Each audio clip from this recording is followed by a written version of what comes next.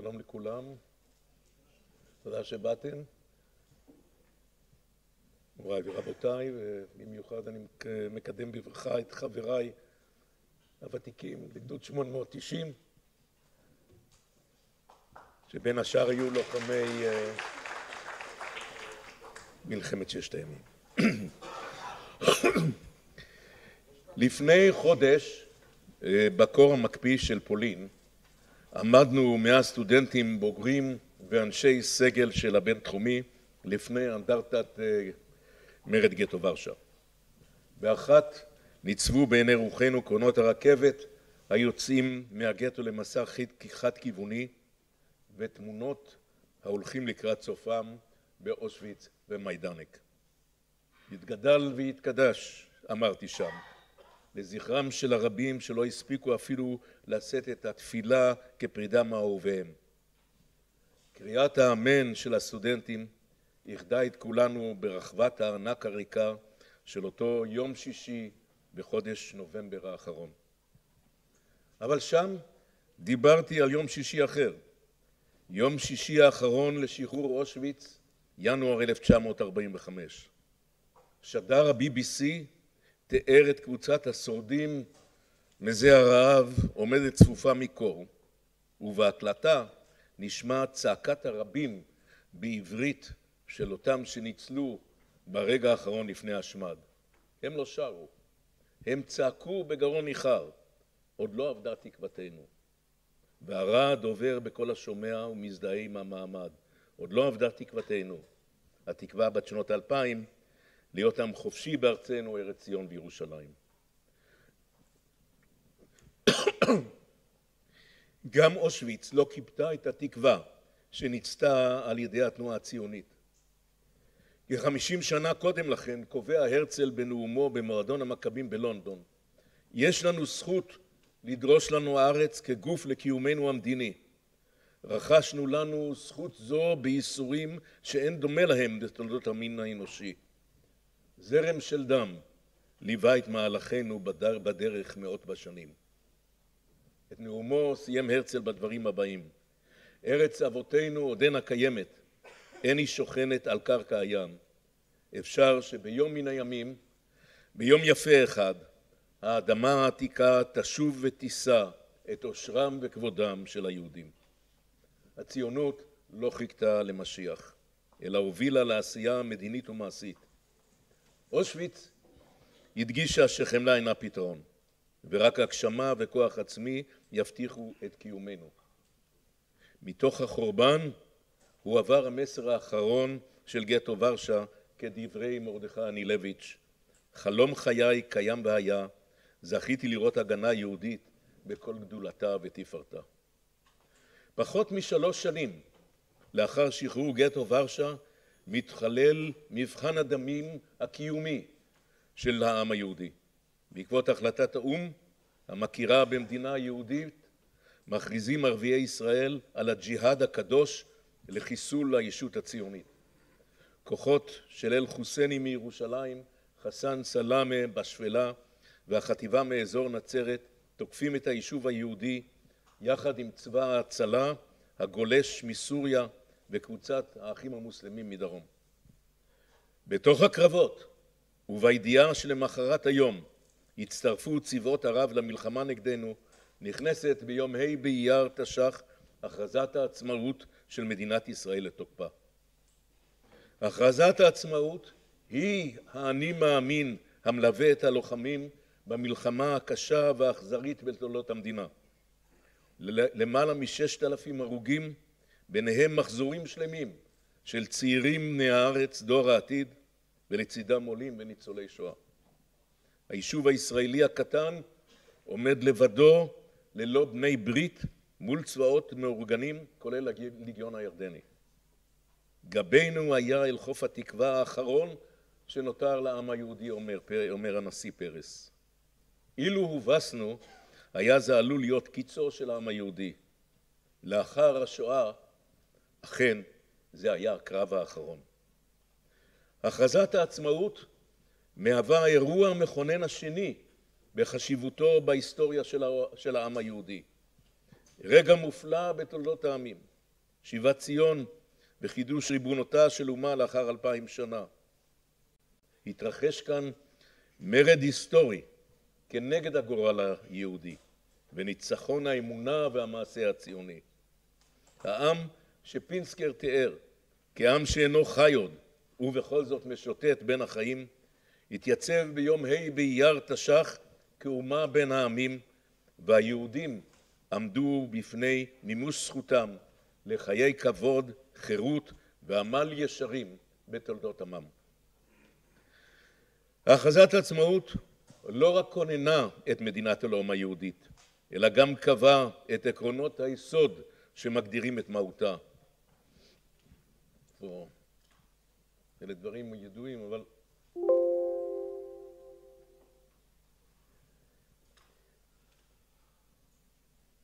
מדינת ישראל תהיה פתוחה לעלייה יהודית ולקיבוץ גלויות, תשקוד על פיתוח הארץ לטובת כל תושביה, תהא מושתתת על יסודות החירות, הצדק והשלום, לאור חזונם של נביאי ישראל, תקיים שוויון זכויות חברתי ומדיני גמור לכל אזרחיה, בלי הבדל דת, גזע ומין, תבטיח חופש דת, מצפון, לשון, חינוך ותרבות, תשמור על המקומות הקדושים של כל הדתות.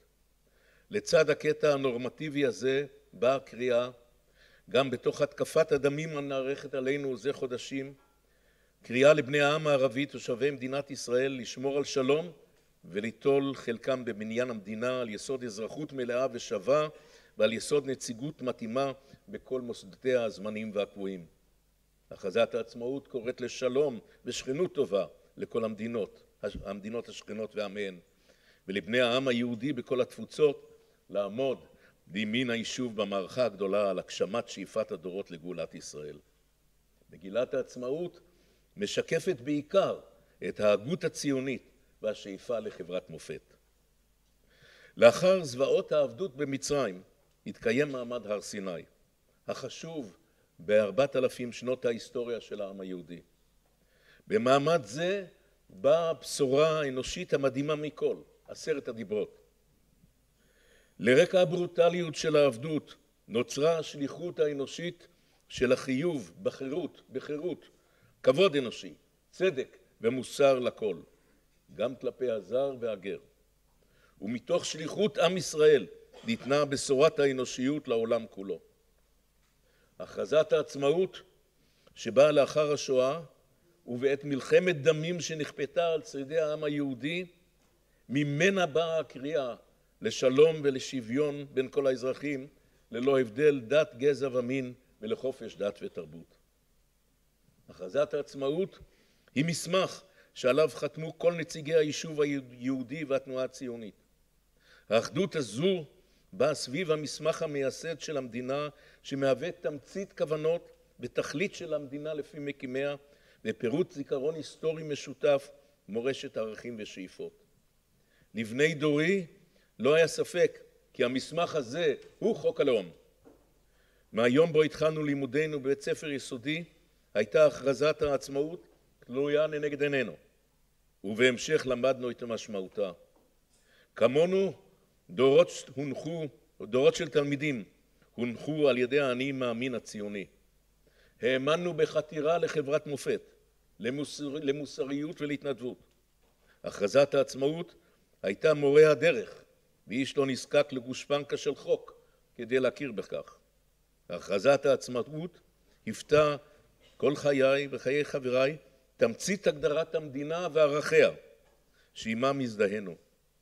למען המדינה שזו שליחותה נלחמנו, וכל חיינו נסענו בשליחות הפיקדון של הדורות, של הגנה על קיומה של מדינת היהודים.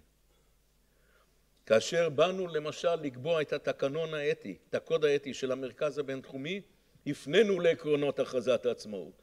הייתה ביקורת כיצד מערבים נושאים לאומיים עם האקדמיה, לא ויתרנו. קיום מדינת ישראל והגנה על ערכיה הם שליחות חיינו. עכשיו נחקק חוק הלאום, שבא לקבוע כי ישראל היא מדינת הלאום של העם היהודי ולאפיין אותה ככזו. קשה להבין את חיוניות החוק. הכרזת העצמאות קובעת שישראל היא מדינה יהודית. רק נלך, רק שנייה.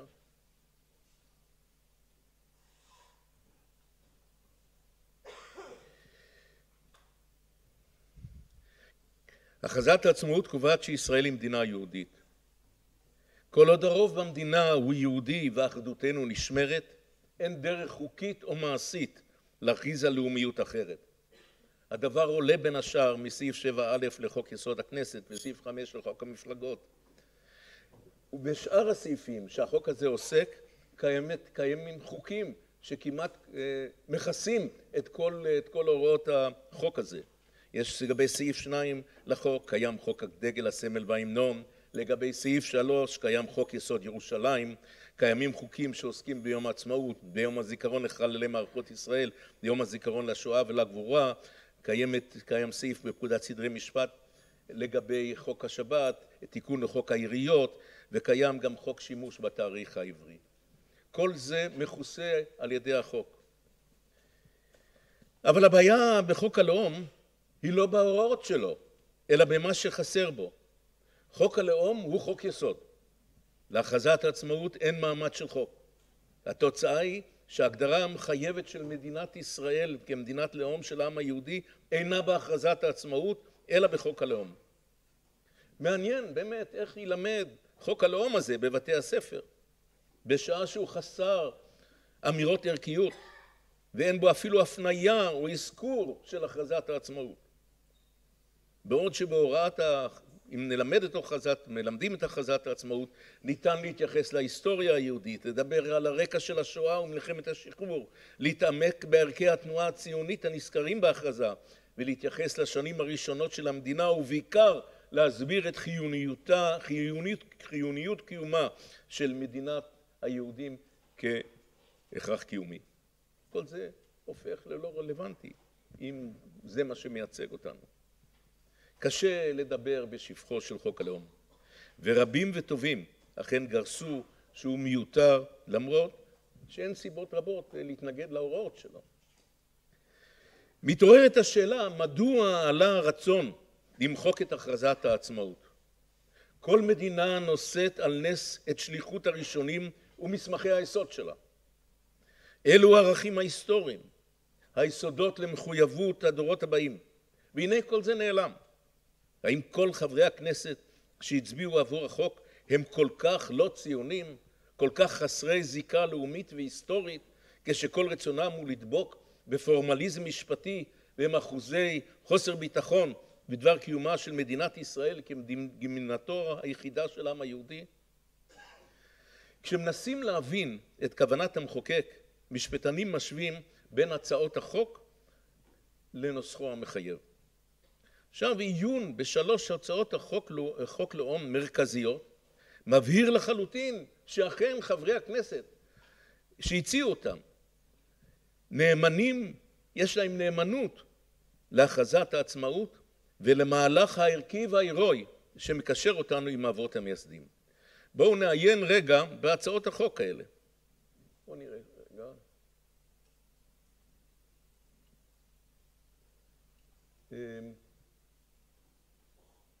הנה, בואו נראה. כאן יש לנו את הצעת החוק של חבר הכנסת דיכטר.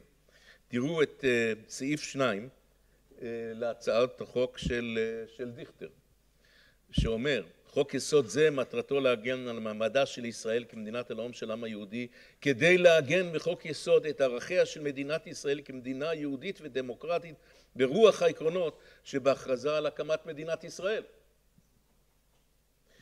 תראו את הצעת החוק שלא אחרת של איילת שקד, יריב לוין ואילטוב. תראו את סעיף 1ב.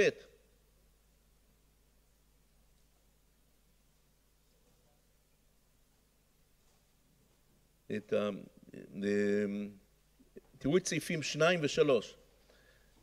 הצעת החוק הזו אומרת, חוק יסוד זה מטרתו להגדיר את זהותה של מדינת ישראל כמדינת הלאום של העם היהודי, כדי להגן בחוק יסוד ערכים אלו ברוח העקרונות שבהכרזה על מדינת ישראל.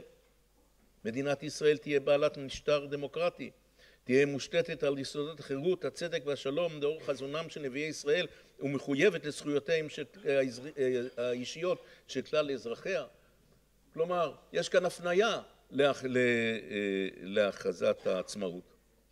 ותראו את סעיף 1ב' להצעת החוק של חברי הכנסת של כולנו עם זאב בנימין בגין, שאומר, מדינת ישראל היא הבית הלאומי של העם היהודי, המושתתת על יסודות החירות, הצדק והשלום לאור חזונם של נביאי ישראל, ומקיימת שוויון זכויות לכל אזרחיה.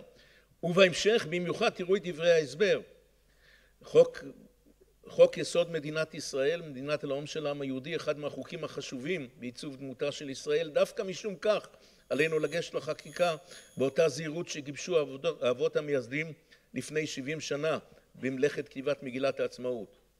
הם הצליחו באופן מרשים להכניס את זכותנו ההיסטורית יחד עם המחויבות בלתי מתפשר ליהדות התפוצות, קיבוץ גלויות וכך הלאה.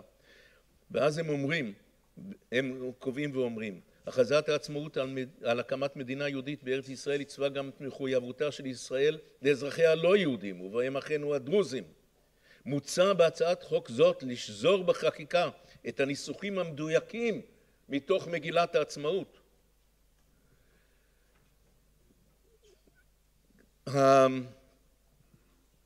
ובכן, נחה דעתי שמגישי הצעות החוק לא רצו להיפרד מהכרזת העצמאות, ראו בזה איזשהו המשך, איזשהו ביטוי של זה. וכאן מתעוררות 3 סוגיות. אם הכרזת העצמאות היא באמת המכנה המשותף שכולם רצו לבוא ולהכיל אותו מחדש, מדוע לא טרחו להידבר עם חברי הכנסת מהאופוזיציה ולהגיע חוק לאום בהסכמה רחבה שישמש בסיס לאחדות למרות חילוקי הדעות הפוליטיים? ושנית, מה קרה? מה אירע בין ההצעות עד לייבושו של החוק במתכונתו הסופית?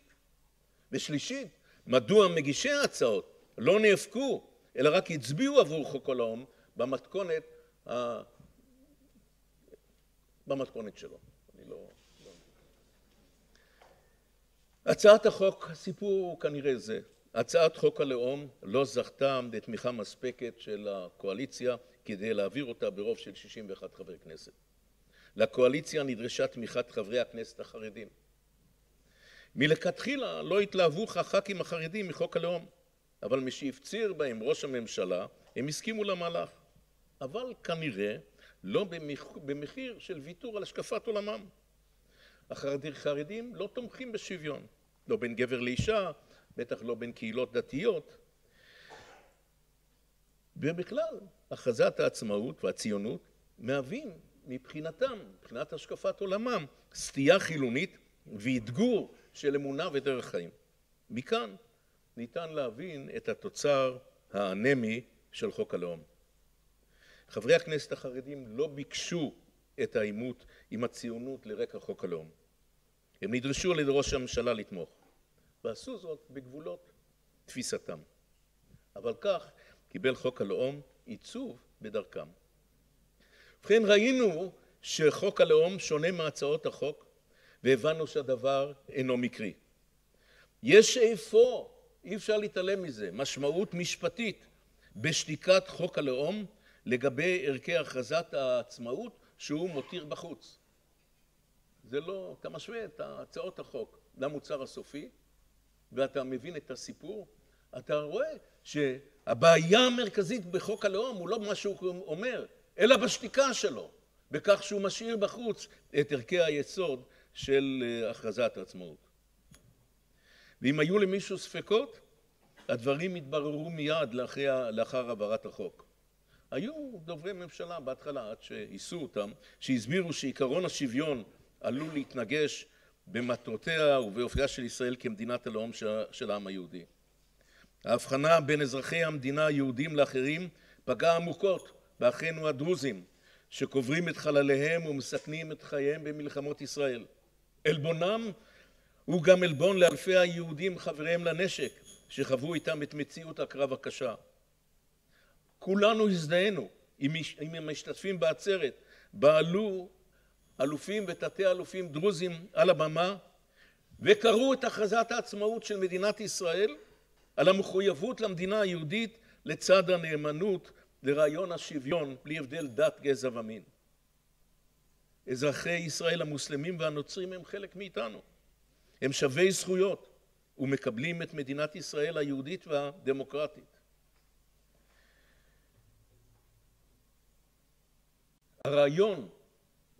רעיון השוויון נובע בעיקרו מהתפיסה הציונית. כך הרצל בספרו אלטנוילנד מתאר את תבוסתו בבחירות של רב אורתודוקסי המבקש לאסור על מי שאינו יהודי להיות אזרח המדינה היהודית. תחת לחץ הביקורת החלה לוליינות משפטית להראות שהשוויון האזרחי יישמר למרות שאין סעיף שוויון בחוק יסוד כבוד האדם וחירותו.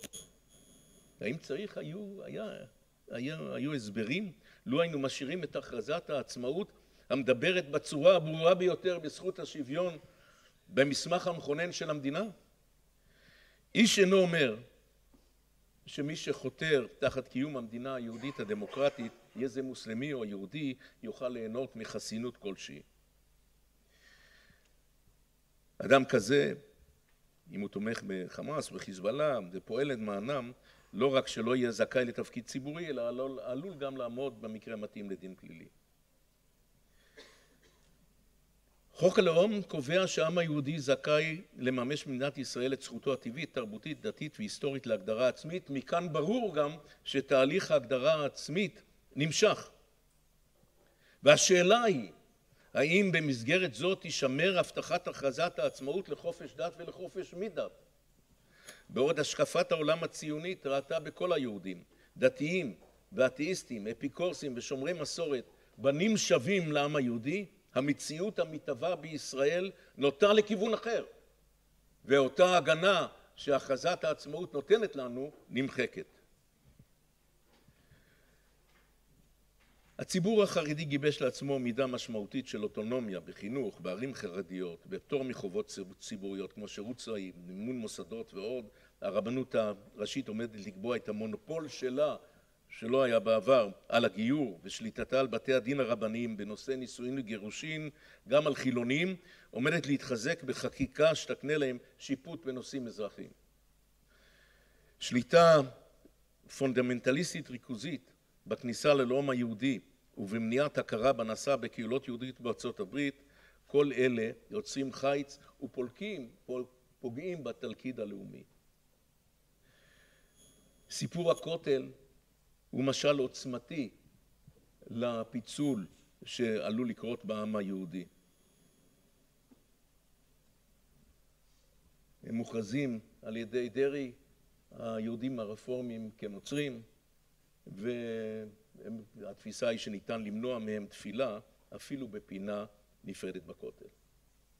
יושבים כאן באולם הזה חבריי לצנחנים, לוחמי חטיבה 55, שאיבדו 107 לוחמים שנהרגו בקרבות ירושלים. הם אלה ששחררו את העיר העתיקה והכותל המערבי. לא היה ביניהם לוחם חרדי אחד. שחרור הכותל היווה עבור חבריי מעשה לאומי נאצל. והיום אחדים מהם מגיעים מדי פעם למחות על שלילת זכות התפילה של יהודים רפורמים שאינם חרדים, והם פועלים נגד הקיצוניות הדתית שמפרידה בין איש לאחיו. יש ששמחים שחוק הלאום התנתק מהכרזת העצמאות. שמענו קולות כאלה שרואים בו הבסיס למה שהם מכנים יצירת בניית ציוויליזציה יהודית חדשה. יש החוגגים את חוק הלאום ביומרנות של המנהיגות הנוכחית לניכוס הלאומיות למחנה שלהם. ומכאן גם אפשרות לתקוף את נאמני הכרזת העצמאות כשמאלנים שונאי עמם. גישה פוליטית זו, במקום לנצל את החזרה למקורות ולגבש הסכמה חוצת מפלגות, יש כאן הופכים את כל החזון והרעיון לרווח, לניסיון לרווח אלקטורלי על בסיס עיוות והסתה. הדברים שאני אומר כאן היום לא באים מנקודת מבט משפטית. הם הרבה יותר עמוקים. ואני קורא לכל חברי הכנסת שתמכו בהצעות החוק המקוריות להתעשת, לא לוותר על אחדותם, ולהעביר חוק יסוד בין משפט אחד. הכרזת העצמאות של מדינת ישראל מיום ה' באייר תש"ח 14 במאי 1948 היא חוק יסוד. אם נעשה זאת, חוק הלאום יכול להישאר על כנו. אבל נחזור ונממש את ערכי היסוד שעליה נכונה מדינת ישראל, ונביא מידה חדשה של יחד לאומי שאנחנו כה זקוקים לנו. אנחנו, בני דורי ודורות אחרים, נשארים, למרות חוק הלאום, במחויבות שלנו לעקרונות היסוד של הכרזת העצמאות. ואני רוצה לסיים בציטוט מדברי בן גוריון ב-1950. איני יודע, אומר בן גוריון, אם יש להכרזת העצמאות תוקף פורמלי של חוק, אבל תוקפה המוסרי של מגילה זו עולה על כל תעודה אחרת שאנחנו מוסמכים לחבר. דבר שיאמר במעמד אחר ובפחות אחדות לא יהיה לה התוקף המוסרי שיש לדבר שנאמר במעמד הגדול ההוא של חידוש המדינה. לא היה לנו מעמד כזה שנים, והמעמד מחייב. תודה רבה.